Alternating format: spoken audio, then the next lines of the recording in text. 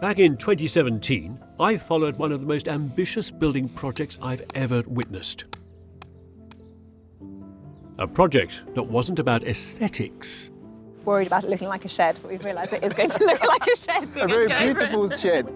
It certainly wasn't about pinpoint organisation. But we know that we can't get a crane down our current non-existent driveway. Because it's too narrow. Or having a problem-free construction process. What set this project apart was its motivation. Avery and Pascal have multiple allergies to everything from wheat, gluten, egg. We're allergic to nuts that are in the tree, bread, peas. Dust, allergic to cats, the pollen levels in the air, certain cleaning products are a problem. Our whole life seems to be around how you can manage the allergies and integrate them into normal everyday life. The project's ambitions were huge.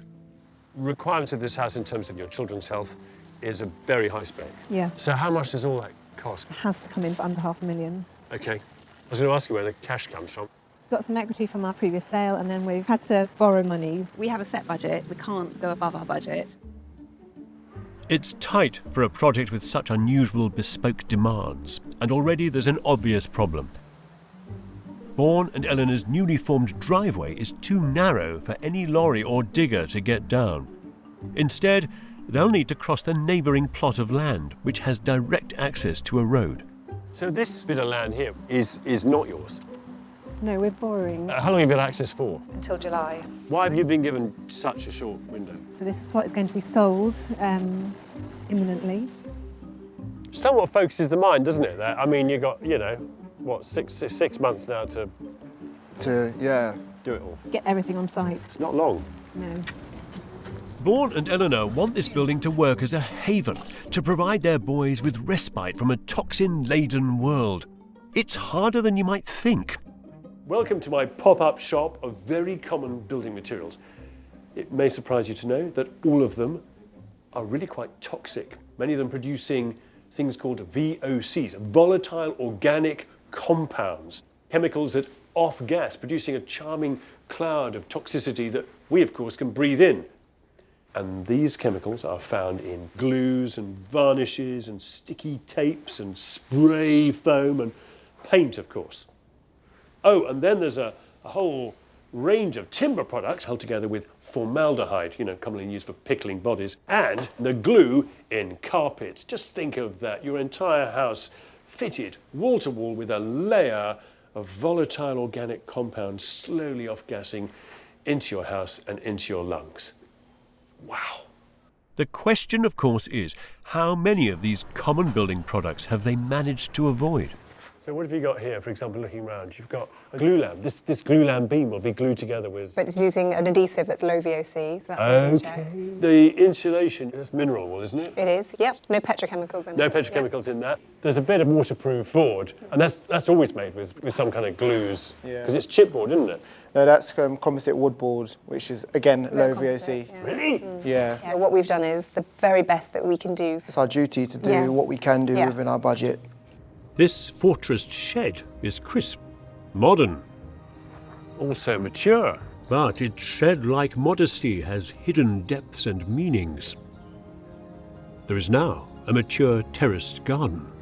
It's clear the inside has matured too. Lots of greenery. This main living area now feels lived in and luxurious. Huge windows bring the outside in from every angle. The big change is what's happened outside. Because the gardens have matured, there's another room in that direction, there's another room in that direction. You can see they're both really lived in. They've served different purposes. That's beautiful, because suddenly the whole building is twice as big. Yeah. But the greatest testament to how effective this house has been lies in the health and happiness of the children that live here. So if I went back to, when you were younger, right, and you were off to hospital every couple of weeks and waking up with asthma attacks and so on the night, what changed? What's changed since then? The house has prevented most of that happening, and we still sometimes go to the hospital, but it's quite rare. You all pretty active? Yeah. Me and Avery just came back from the national cross country in Leeds.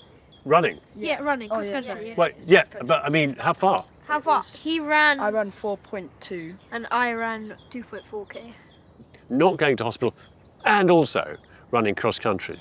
That's remarkable, isn't it? Well, I guess the house has probably helped a lot because It's better to breathe. Because it's like helped us with my asthma, and then so that it's easy. I'm capable of doing sports.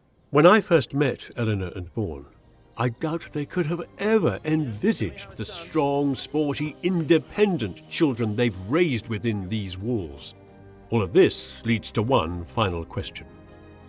So do you absolutely believe the house has made the kids healthier? Yeah. I do. Yeah. Yeah. Yeah.